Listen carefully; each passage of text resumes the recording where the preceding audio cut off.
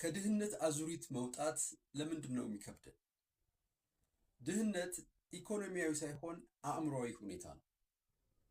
ከውጭ ያለ ኃይል ሀብታምና ድሃን የሚፈጥር ሀብትና ድህነትን የሚያከፋፍል ምንም ኃይል የለም። ነገር ግን የተፈጠርንበት አእምሯዊ ሁኔታ ህይወታችንን ይወስነዋል። በምሳሌ እንየው። ይህ ሰው በድሃ ቤተሰብ ውስጥ ይፈጠራል። ሌላኛው ሰው ደግሞ ሀብታም ቤተሰብ ውስጥ የተፈጠረው። በድሃ ቤተሰብ የተፈጠረ ሰው የሚሰማው፣ የሚያየው፣ የሚያልመው ሁሉ ድህነት ነው። ስለዚህ አእምሮ ድህነትን እንደ ሪያሊቲ ይቀበላል ማለት ነው። አእምሮ ድህነትን እንደ ሪያሊቲ ነው። ምክንያቱም ሲወለድ ድህነትን ነው የሚያውቀው። የሚሰማው፣ የሚያየው፣ የሚኖረው ሁሉ ድህነት ስለሆነ ድህነትን አእምሮ እንደ ሪያሊቲ ይቀበላል። ስለዚህ ተውት፣ ሐሳቡ ድህነት ነው፣ እጥረት ነው፣ ችግር ነው፣ በሽታ ነው። የላይፍ ኢሜጁ ህይወቱ በሙሉ የሚያተኩረው በምን ላይ ነው? በማጣት ላይ ነው። አእምሮ ላይ የሚመላለሰው ምስል የማጣት፣ የእጥረት፣ የችግር ምስል ነው የሚመላለሰው። ስለዚህ ኦልዌይስ ፊል የሚያደርገው ኢንሴኪሪቲ ነው። ፊሊንጉ ኢንሴኪሪቲ ነው፣ እጥረት ነው ኦልዌይስ ፊል የሚያደርገው።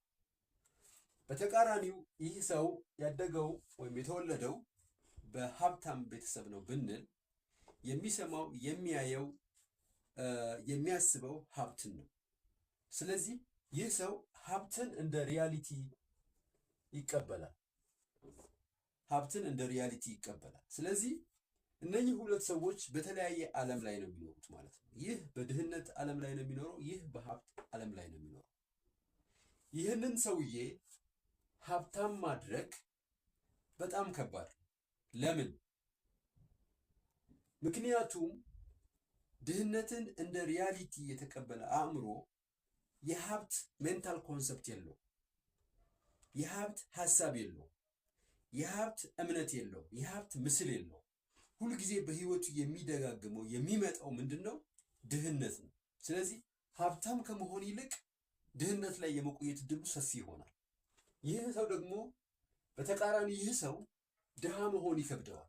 ምክንያቱም አእምሮ ውስጥ ሁልጊዜ የሚመላለሰው ሀብት ነው። ሀብትን እንደ ሪያሊቲ ስለሚቀበል ኦልዌይስ የሚያስበው የተሻለ ማግኘት ነው። ስለዚህ ይህን ሰው ድሃ ማድረግ ይከብዳል። ኢቨን እነኚህ ሁለት ሰዎች ህይወት እንደገና እንኳን ቢጀምሩ ይህ በሀብት የተወለደው ሀብታም ቤት የተወለደው ልጅ ቶሎ ሀብታም የመሆን እድል አለው። ለምን? ሜንታል ሶፍትዌሩ የተገነባው በሀብት ስለሆነ ማለት ነው። ድህነትን እንደ ሪያሊቲ የተቀበለው ሰው ሁልጊዜ በድህነት አዙሪት ውስጥ ይቆያል። ይህ ሰው በሀብት አዙሪት ውስጥ ይቆያል ማለት ነው። ኦኬ። ስለዚህ አሁን ይህንን ክብ አዙሪት፣ የድህነት አዙሪት እንዴት ልንሰብረው እንችላለን? ይህን ልናደርግ የምንችለው ይህንን ሰውዬ በድሃ ቤተሰብ ውስጥ የተወለደው በድህነት ያደገው ሰውዬ መጀመሪያ የሀብት ኮንሰፕት ሊኖረው ይገባል። ሀብትን ማሰብ፣ የሀብት ቃላትን መለማመድ። ምክንያቱም በድህነት ውስጥ ያለ ሰው ሀብትን ከቃል በላይ አያውቀውም።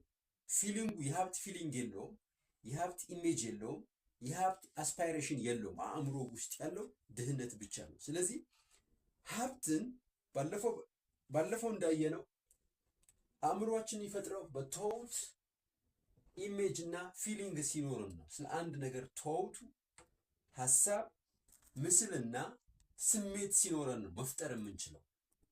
ስለዚህ በድህነት ውስጥ ያደገ ሰው ያለው ሀሳብ ድህነት ከሆነ፣ ሁልጊዜ የሚስለው ድህነት ከሆነ፣ የሚሰማው ድህነት ከሆነ ይህ ሰው ሀብታም መሆን አይችልም። ስለዚህ መጀመሪያ ማድረግ ያለብን ምንድን ነው?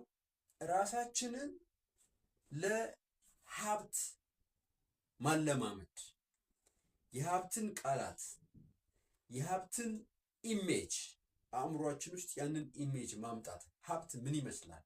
ምክንያቱም በሀብት ያልኖረ ሰው ሀብትን እንደ አዲስ መልመድ አለበት። የሀብትን ፊሊንግ መላመድ አለበት። ይህ ግን በድሃው ቤት ስለሌለ ሀብታም ለመሆን በጣም ከባድ ነው። ስለዚህ ወደ ሀብት የምናደርገው ጉዞ ኢኮኖሚያዊ አይደለም። መጀመሪያ መጀመሪያ ሜንታል ነው።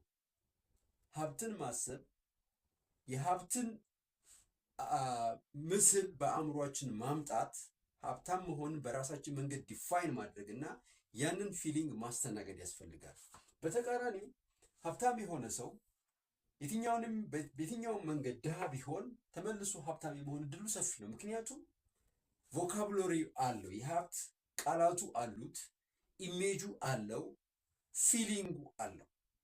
ስለዚህ ድህነትን የምንቀርፈው በመስራት በመጣር በመልፋት ብቻ ሳይሆን በመጀመሪያ ሜንታል ኮንስትራክሽናችንን ማስተካከል አለብን ማለት ነው። አመሰግናለሁ።